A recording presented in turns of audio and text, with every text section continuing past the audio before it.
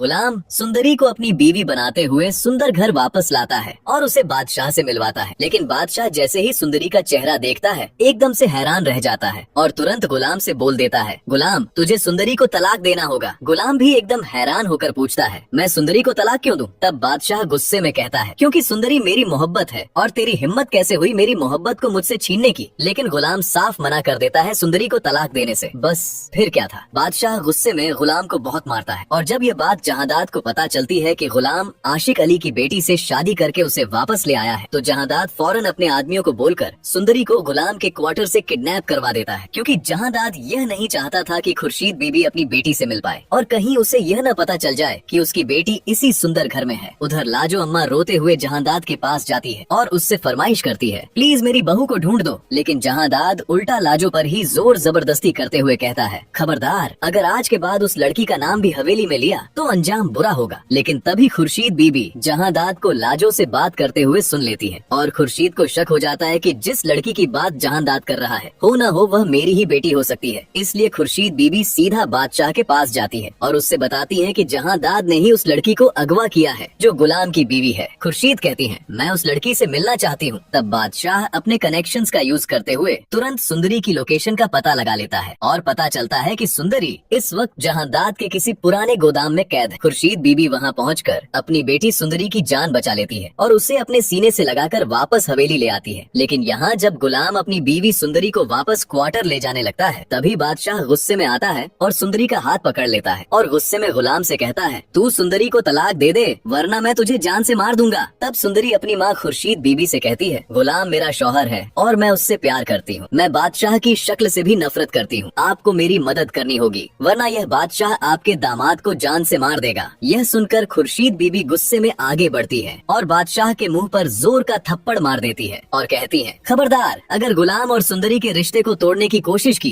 वरना मैं भूल जाऊंगी कि मैं रिश्ते में तेरी फुप्पो लगती हूँ। लेकिन बॉस, बादशाह अपनी जिद पर अड़ जाता है सुंदरी को हासिल करने के लिए और अगले ही दिन बादशाह एक खतरनाक प्लान बनाता है। वह गुलाम की गाड़ी की ब्रेक्स फेल करवा देता है ताकि उसका एक्सीडेंट हो जाए। गाड़ी तेज रफ्तार में जाते हुए कंट्रोल से बाहर हो जाती है और सीधा खाई में गिर जाती है। गाड़ी तो पूरी तरह तबाह हो जाती है लेकिन गुलाम किसी तरह अपनी जान बचाने में कामयाब हो जाता है। जब बादशाह को यह पता चलता है कि गुलाम बिल्कुल ठीक है तो वह गुस्से में आग बबूला हो जाता है। पर दोस्तों, अब सबसे बड़ा सवाल यह है, क्या बादशाह के होते हुए गुलाम अपनी सुंदरी के साथ इस सुंदर घर में रह पाएगा या फिर गुलाम को सुंदरी को बचाने के लिए उसे कहीं दूर ले जाना पड़ेगा? और क्या बादशाह सुंदरी और गुलाम का तलाक करवाने में कामयाब हो पाएगा और सुंदरी को हासिल कर लेगा? दोस्तों, आपको क्या लगता है? हमें कमेंट करके जरूर बताना।